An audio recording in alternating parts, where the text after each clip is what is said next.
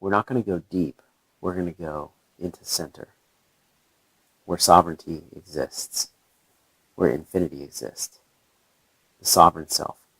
And I also like to say that none of this information is my own. I do not take credit for any of this information. And so I'm actually paying tribute to a lot of great thinkers that have inspired me just to write this book, as well as my life experiences. So you've probably heard it said before that the greatest minds with the greatest and longest vantage had that vantage because they stood on the shoulders of giants. Make up your mind about the information after you've seen it. So I'm inviting you to see into these doors of perception. And hopefully, the goal and intent here is to inspire each and every one of you to look into one of these doors that kind of resonates with you and further your own study, further your own knowledge. So here we go. The sovereign self. What is the self? Well, I have a little acronym for the self. I'd like to say it's SELF, super elevated levels of freedom. And how do we get to the super elevated levels of freedom? How do we understand that freedom? 3 simple steps. It's a system, you could say. 3 simple steps. First one is open the heart, because this whole presentation is about the intelligence of the heart. Not the heart alone, but the heart in the center of your being, in unity and unison with the mind, with the spirit, with the emotions, with the body. Step 2, change the mind. Once you've opened the heart, now you have a different connection to knowledge, and you're able to change your mind.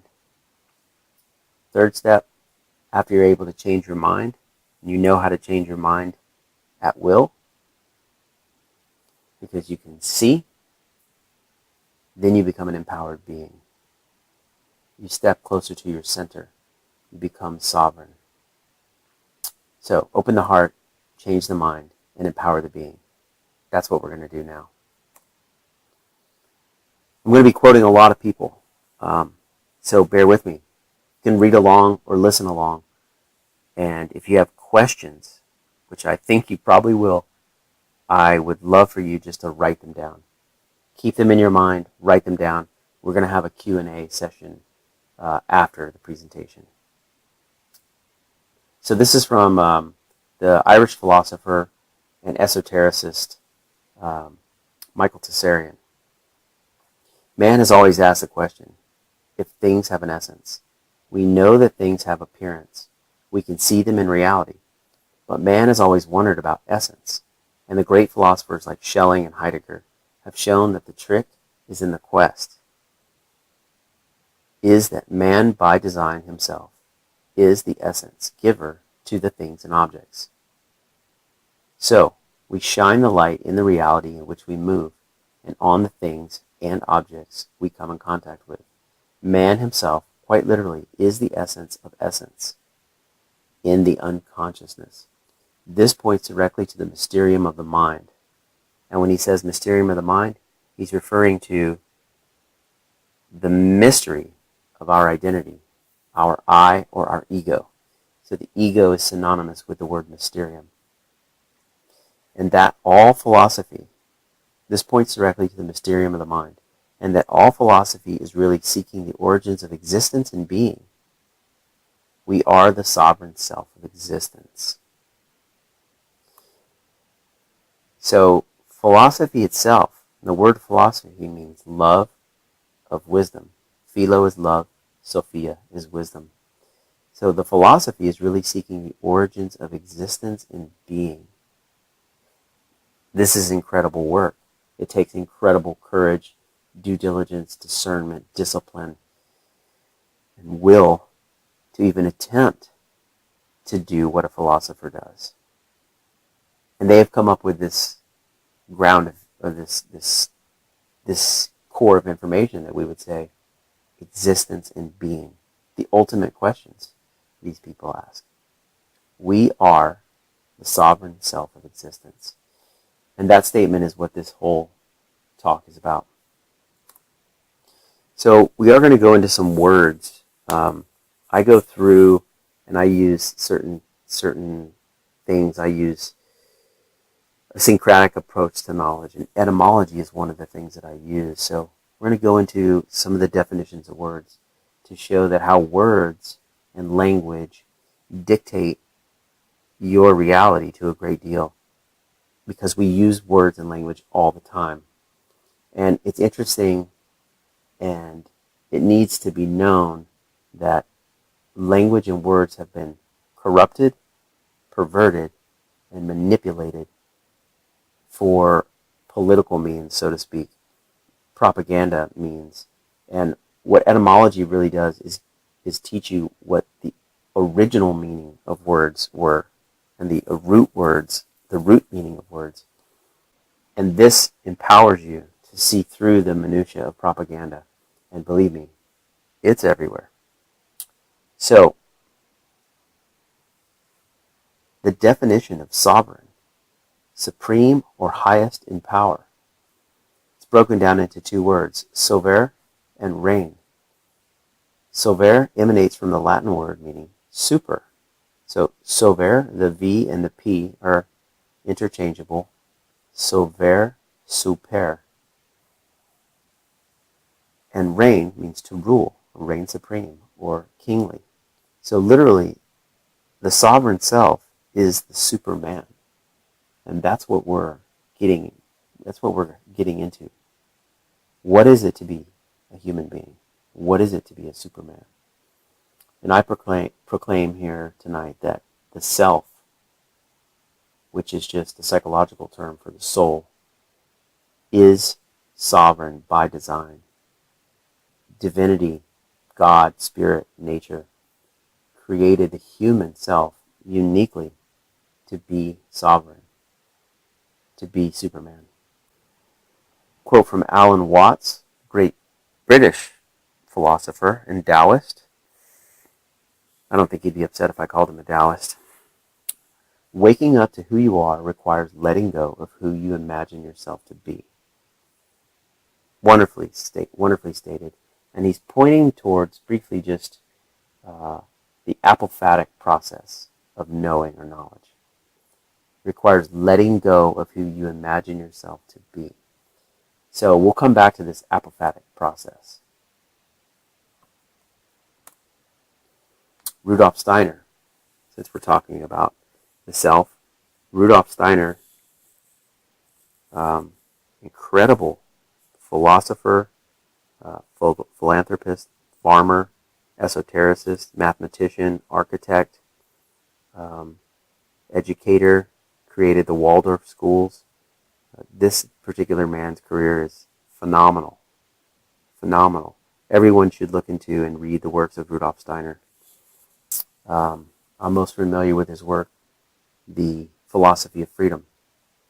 This quote, "To be free is to be capable of thinking one's own thoughts, not the thoughts merely of the body or of society, but thoughts generated by one's deepest, most original, most essential spiritual self, one's individuality." This is all about the individual essence. Since we are the essence givers, as Michael Tessarian pointed out, we give essence to our own self as individuals. We are the conscious creators once we understand the power and awaken to its subtleties and its organics in nature. And notice that he's saying not merely of the body or society. And society plays a key role in affecting the self. And we'll get into that a little bit later. There's a difference between the individual and the group. And so this is the reason why Steiner's pointing out society. Moving on, Carlos Castaneda points it out. One of my favorite authors, although extremely mystical and yes, very, very hard to understand. He created and uses his own syntax. And you have to read him deeply to understand his syntax. But once you do, it's incredible. It's incredibly revealing and incredibly wise, incredibly mystical. Man is born with the impulse to witness everything, but it is brutally mutilated during the first years, and so we must rediscover it. Why is it brutally mutilated during the first years? Society. Because man is born with the impulse to witness everything, but it is our parents, our families, our groups, our village, our culture, our society that slowly erodes away this impulse to witness everything by forcing upon the innocent soul or self all these values and all these ideas that we are supposed to adopt and become, so to speak. And so we must rediscover it. You have to clean your concern of all your prejudice and return to that child's pure curiosity. Apophatic process of knowledge. Again, we'll get into it later. Clean your concern of prejudice. A warrior is forced to verify all the knowledge that arrives at his door, to experience it in full, no matter where it comes from. And then he has to have the necessary discerning ability to select and keep what is useful. The warrior's commitment with the spirit consists of a return to our original nature. It is a pact we all seal by the simple fact of having been born.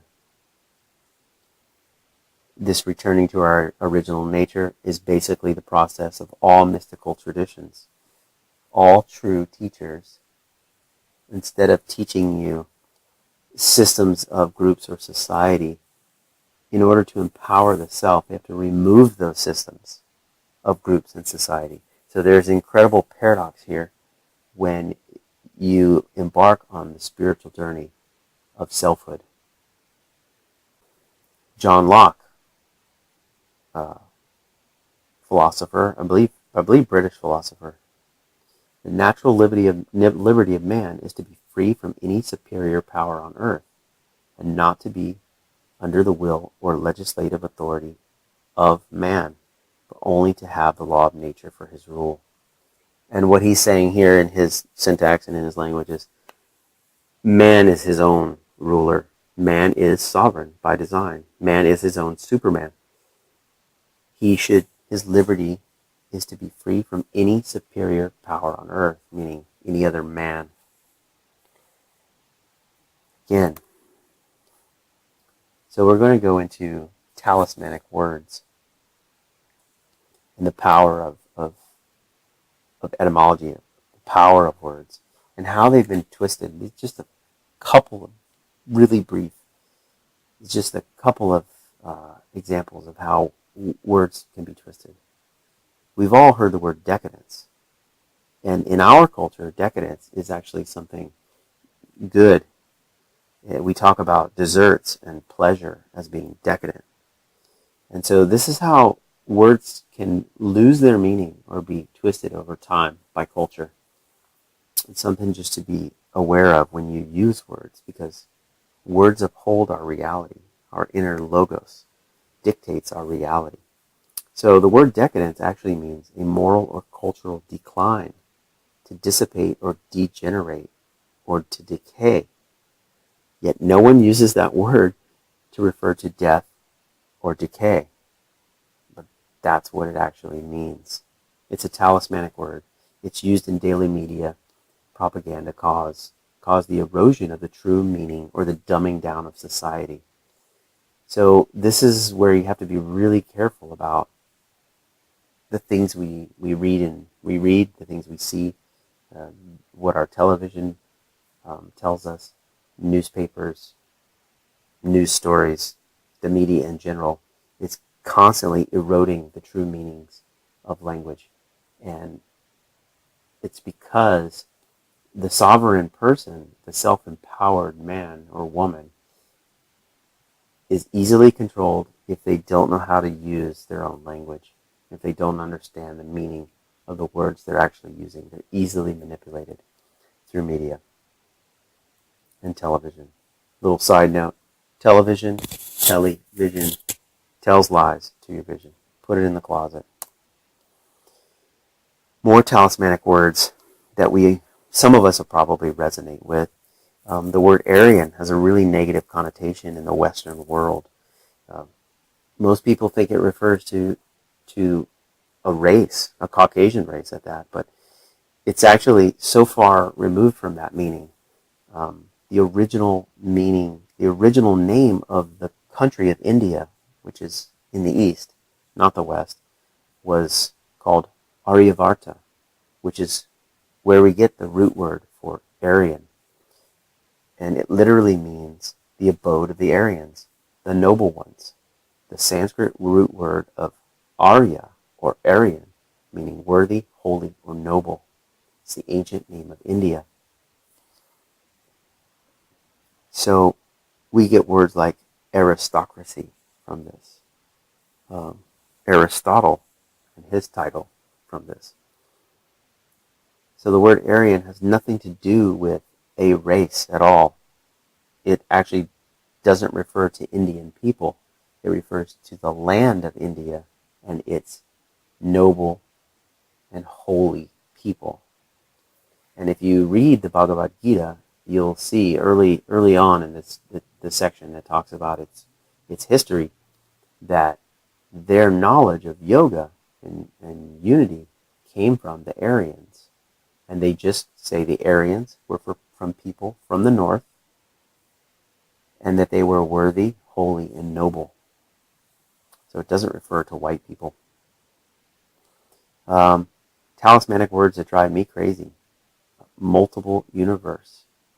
This is an oxymoron. It's not even possible. The word universe is uni, meaning one. Verse meaning song. One song. So you can't have multiple one songs. You can only have one song. So multiple universe is an oxymoron. The scientific community should no longer use it. It's a dumbing down of the meaning of the words. Another one, God particle, oxymoron.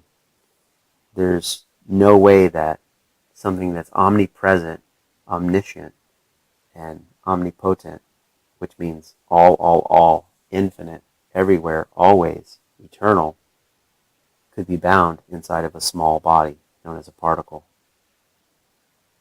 You can't take something that is everything and then tie it up into a little particle. There's no such thing as a God particle. That's another talismanic word. Sanity. Well, we probably know what this word means, but most people don't realize that it means to clean. So if you are insane, it simply means your mental thoughts are not clean.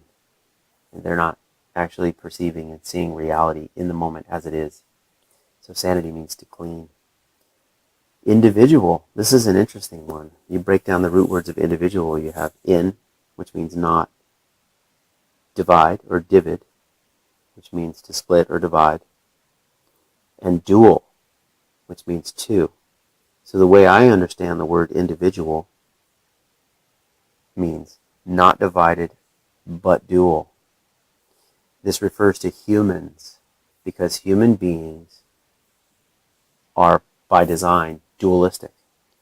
We have dualistic perceptions. We have two eyes, two noses, two mouths. And so we are split, bifurcated, at least physically, down the middle. But we are whole. That is what I'm pointing at. The individual is not divided, but dual. Still one that is not divided. Atom. This is a word that gets thrown around a lot. Atom is a scientific word by most people's standards, but where does it originate? These are all the same root words. Atom is aton, which is Egyptian. Adon, which is Greek and Hebrew, which we get Adonai, which we get Adam from Adam and Eve, which is just the self-realized man, or the cosmic consciousness, the Christ being. And then we get Atum, which is probably the oldest place we see this word, is from the Egyptian word Atum, which simply means indivisible, or whole. Nazareth. Most people think Nazareth is a place due to what they've been taught through media and through religious scriptures and their interpretation of that. But there's never been a place ever found by any scholar or archaeologist of a town or a village called Nazareth. The reason being is because the word Nazareth means tree or branch. And the word Nazareth, it's pretty incredible. It actually refers to the cerebral spinal system of the human body. Upside down, this is the tree of life. So Jesus of Nazareth is literally the being that is within the tree of life. Moses, which originally comes from an Egyptian word tutmos, simply means of water. Jesus, or Jesus, or Jesus, the letter J didn't exist until the 15th century, so in Greek his name is Jesus, and in Hebrew they spell it with a Y, his name is Jesus, and the etymological meaning of that word is yes, means sun or fire, and sus is where we get the Greek god Zeus, which is where we also get our Latin word Dios. We put a D in front of it. And so the word Jesus literally means Son God, or Son Dios. And interesting enough, we get the word day, like our day, which is one rotation of our Earth. So one solar day is where we get the word. It comes from Dios. We get day, as in Opus Dei, the Catholic order. We get Dio, or Dios. We get, because the sun creates the day. A Dios in Spanish or Latin means with God. Etymology continued. The word Horus refers in Egypt to the morning sun or the rising sun. And this is where we get our word for hour. Like, what time is it? Hora in Latin or Spanish. We get horizon from this. We get horoscope, which all are references to the sun, because the sun is the great timekeeper for us. So when we say, what hour is it? We're literally referring to our Egyptian ancestors that say, where is Horus in the sky? What hour is he? Where is Horus, or Ahora, in the sky? The word hormone, which is half of Horus, the first part is the root word of Horus, which we know refers to the sun and time. And then mon is where we get the word for month or moon, which is the female counterpart of the sun, which is Horus, would be the sun, and his bride would be the moon. So hormone literally refers to the light of the sun and the moon in the chemical wedding, in chemical harmony in the human body. Piano, an interesting one. Well, we get pi, which is 3.14, which is a circle, actually technically an infinite circle, and anno, which is a measurement of time, to annotate. So the circle of pi creates a harmony, which is what your hormones do. Harmony is a vibration of hormones, or a resonance that is consonant, not dissonant. And the reason why the piano creates a harmony is because mathematically 88 keys in the traditional piano divided by 28 phalanges, which is very interesting. You have 14 phalanges on the right hand, 14 phalanges on the left hand, in which you play a piano with. Ironically, 88 keys divided by 28 phalanges equals exactly 3.14. So the harmony between the keys and the phalanges is actually what we actually hear in the human temple, in the human body. as harmony. Pious, another word starts with pi. Again, the circle of pi, to be whole. Holy, that's what pi means, to be whole, holy. Pious, to be like a circle. One, where we get the word on, or This is where we get the root word for the word ontology. The definition of ontology is the study of the nature of being. So to be one, to be ontological, is to be centered deeply into your being. Etymology continued. Krishna, which is actually in Sanskrit where we get the root word for krish. Crust in Egypt is where we get the root word for crystal or crystalline. Christos in Greek refers to a sacred oil, and Christ refers to a consciousness of infinity or cosmic consciousness. Quoting from the Bhagavad Gita, verse 1 and 2, page 423, Spirit, cosmic consciousness, here symbolized as Krishna, gave the indestructible Raja Yoga science, the technique of uniting the soul and the spirit, to the ancient Illuminato, Vivasat. And Vivasat means the deity of the sun, symbolic of God's omnipresent light or creative cosmic energy, which is manifested also in man as the microcosmic sun or light of the spiritual eye, epitome of all the life and consciousness in the incarnate being. So here we see a direct reference to the Bhagavad Gita as being a cosmic principle of the sun. Again, we talk about light. Cosmic consciousness is referring to the light of the cosmos. And for us on earth, the sun is our greatest source, or maybe possibly our only source of energy and light. The ancient Illuminato, the deity of the sun. This is why all religions can be traced back to some sort of cosmic event or astrotheology, a movement of the stars, heavens, suns, and moons, or 7 planets. And so God's omnipresent light or creative cosmic energy is the epitome of the microcosmic sun of the spiritual eye in the body, in the incarnate being. It's literally saying the sun that is within you, your mind's eye, your light, your inner intelligence. To discern, which is what we're going to be doing throughout this next hour, so stay with me. Discern literally means to see. Again, from the Bhagavad Gita, page 429. Ishkavaksku, the son of Manu, and the word Manu literally means mind. That's where we get the word mind. And the first king of the great solar dynasty of the Kshatriyas. Yasa thus uses the name Ishkvaku to signify the birth of the astral eye, again, the mind's eye, the astral life force and consciousness through the instrumentality of the mind, or Manu. So again, the word Manu refers to mind. Ishk means to discern or to see. So literally the word Ishk is where we get the word disc, which literally means a circle or a disc. To be able to see the complete whole is to discern.